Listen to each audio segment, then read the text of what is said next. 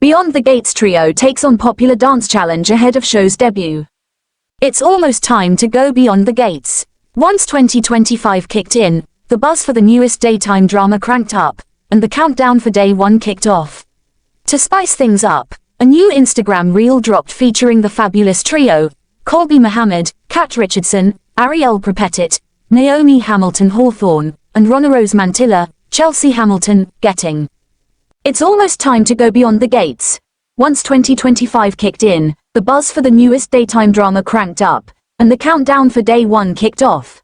To spice things up, a new Instagram reel dropped featuring the fabulous trio, Colby Mohammed, Kat Richardson, Ariel Propetit, Naomi Hamilton Hawthorne, and Ronna Rose Mantilla, Chelsea Hamilton, getting the groove on with a TikTok trend, the viral dance to Tupac's How Do You Want It. Their caption, "Oh, you bet it read, POV, our show, Beyond the Gates airs in a month." Naturally, fans went wild, filling the comment section with their praises and excitement, and even show creator Michelle Valjean chimed in, saying, "There are no words for how much I love this."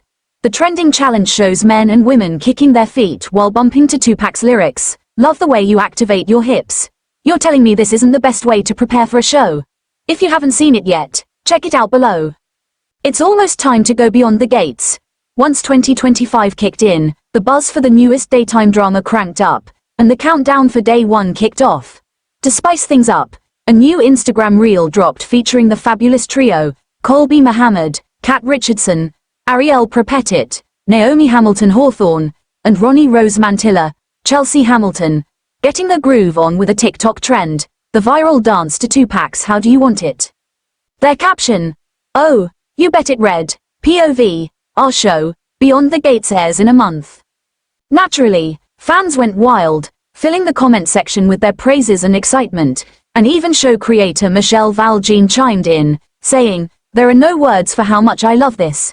The trending challenge shows men and women kicking their feet while bumping to Tupac's lyrics, "Love the way you activate your hips. You're telling me this isn't the best way to prepare for a show? If you haven't seen it yet, check it out below. Beyond the Gates is developed by CBS Studios, NAACP venture, led by Sheila Ducksworth, in partnership with P&G Studios. It is distributed by Paramount Global Content Distribution and is the first one-hour black daytime soap and daytime drama since Passions, in 1999. Michelle Valjean is the creator and showrunner, alongside executive producers Sheila Ducksworth, Robert Guzza Jr., Julie Carruthers, Leon W. Russell, Derek Johnson, Kimberly Dobereiner, and Anna Saalfeld. If you have comments, questions, or opinions you want to get out there, don't hesitate to reach out to us via email. Follow us on Blue Sky, Twitter, Facebook, Instagram, and YouTube. We also have Facebook groups for each show: Beyond the Gates, The Bold and the Beautiful, Days of Our Lives, General Hospital, and The Young and the Restless. Join them all for all the latest breaking news. Get spoilers, recaps, and interact with numerous soap opera fans across the globe. Soap Opera News is your #1 source for all things soap operas. 2 ordered to stand trial in killing of former General Hospital actor. 2 18-year-old men were ordered Tuesday to stand trial in last year's killing of former General Hospital actor Johnny Wachter as he came upon a group of people trying to steal the catalytic converter from his parked car in downtown Los Angeles. Los Angeles County Superior Court Judge Charlene F. Olmedo said there was sufficient evidence, after a nearly 2-day hearing, to allow the case against Robert Isaiah Barcelo and Sergio Estrada to proceed to trial on 1 count each of murder, attempted second-degree robbery and grand theft. The judge denied a motion by defense attorneys to dismiss the entire case, saying that it will be up to a jury to decide certain factual issues. The murder and attempted second-degree robbery charges stem from the May 25, 2024, attack on the 37-year-old actor, while the grand theft count involves the alleged removal of a catalytic converter from another vehicle within 2 miles and less than a half hour before Wachter's killing. Barcelo is also facing a special circumstance allegation of murder during the commission of a robbery, along with allegations that he personally and intentionally discharged a firearm causing great bodily injury and death to Wachter. Barcelo and Estrada are also facing allegations filed last month that the crime was committed for the benefit of a criminal street gang, while Estrada is facing an allegation that someone involved in the crime personally and intentionally discharged a firearm causing great bodily injury and death. In testimony Monday, Los Angeles Police Department Detective Justin Howarth testified that Barcelo said during a conversation with an undercover jailhouse operative shortly after being arrested last August 15 that he had shot Wachter once. Barcelo told the undercover operative that he had fired because Wachter was going after the homie, referring to an alleged accomplice, the detective said. In a separate jailhouse sting, Estrada told an undercover jailhouse operative that he yelled, "No," when he saw Barcelo pull out a gun, Howarth testified. Estrada described Barcelo as being hot-headed, and said he didn't want to go with him that night, according to the detective. Estrada also told the undercover operative that Wachter had rushed him and that he wasn't concerned about a female witness being able to identify him because they were wearing masks, the detective said.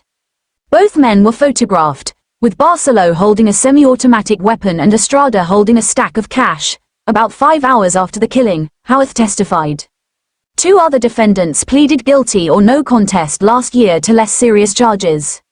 Leonel Gutierrez, now 19, remains free on bond while awaiting sentencing January 15 in connection with his plea to 1 count each of attempted robbery and grand theft. It will be up to Los Angeles County Superior Court Judge Kerry L. White to determine the sentence for Gutierrez, who entered the plea without any agreement with prosecutors about his sentence. He is facing a maximum of 4 years and 8 months in state prison. Frank Olano, 22, is set to be sentenced January 15 by Olmedo as a result of his plea last October to 1 count each of being an accessory after the fact and receiving stolen property and 3 counts of possession of a firearm by a felon, according to court records. It was not immediately clear what his maximum sentence could be. Olano said during a separate jailhouse investigation last August that he had obtained 6 catalytic converters from the suspects on the day Wachter was killed, according to Howarth. At Monday's hearing, a forensic prints specialist from the LAPD testified that fingerprints found on a floor jack that had been used in the effort to steal Wachter's catalytic converter and left at the scene were matched to Barcelo, Estrada and Gutierrez. Under cross-examination by Estrada's attorney, another forensic prints specialist said that it couldn't be determined when the fingerprints were left on the jack. She acknowledged that they could be on an item for a year. Another LAPD homicide detective, Keith Gonzalez, testified that investigators found the floor jack next to the driver's side door of Wachter's black 2013 Toyota Prius near Hope Street and Pico Boulevard in downtown Los Angeles. Wachter was shot shortly before 3:30 a.m. last May 25 while walking with a co-worker toward his parked car after finishing his bartending shift at the Level 8 Bars restaurant. One of Wachter's co-workers told police that they spotted his vehicle and believed it was being towed, but that she then saw someone crouched down next to the jack and unsuccessfully tried to surreptitiously take a photo of the vehicle double parked next to Wachter's Prius, according to Gonzalez. She said Wachter took 2 to 3 steps toward the suspects, said that was his car and asked what they were doing, according to the detective. She said she heard a loud snap, Gonzalez testified, noting that the woman said Wachter fell back toward her and told her, "I've been shot." Barcelo, Estrada, Gutierrez and Olano were arrested last August in a series of raids carried out by Los Angeles police. The LAPD had previously released surveillance photos of the suspects believed to have killed Wachter, along with images of an allegedly stolen 2018 black, 4-door Infiniti Q50 in which the suspects were believed to have escaped by driving northbound on Hope Street.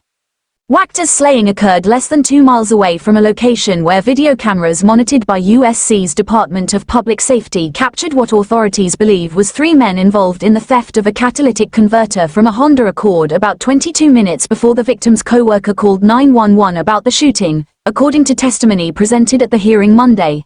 Authorities have not been able to find the Honda or determine who owned it. Wachter was taken to California Hospital and pronounced dead at 3:39 a.m. that day from a gunshot wound to the chest. The actor had appeared in nearly 200 episodes of General Hospital from 2020 to 22. His other credits included Westworld, The OA, NCIS, Station 19, Criminal Minds, and Hollywood Girl. Wachter's mother, Scarlett, who attended the hearing with other family members and friends, said Monday afternoon that her son's life was taken for a catalytic converter. She said she believes that the evidence looks really strong, and said she feels very confident. Barcelo and Estrada are due back in a downtown Los Angeles courtroom for arraignment January 22.